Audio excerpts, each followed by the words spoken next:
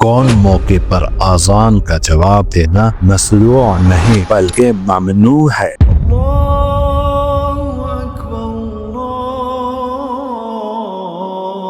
यानी मना है। इन मकानात पर आजान का जवाब देना ममनू है। पहला, नमाज की हालत। दूसरा, खुतबा सुनने वक्त। तीसरा, जनाजे के वक्त। चौथा, जमा के वक्त। पांचवा, कज़ाए हाजत के वक्त यानी बैतुल खला वगैरह इस्तिंजा में मशगूल हो तो जवाब नहीं देना है। छठा, इल्मी मशगूलियत के वक्त यानी इल्म हदीस और तफसीर वफ़क़ा की मशगूलियत के वक्त मंतिक व फ़लसफ़ा में मशगूल हैं तो जवाब दें। सातवां, खाने की हालत में। आठवां, इस तरह जुमा की दूसरी आजान का जवाब जो खुतबा के वक्त मिंबर के सामने दिया जाता है उसका जबान से जवाब ना दे। नौवां, तिलावत करने वाला अगर मस्जिद में तिलावत करता है तो आजान का जवाब ना दे और अगर घर में तिलावत कर रहा है तो फिर आजान का जवाब दे।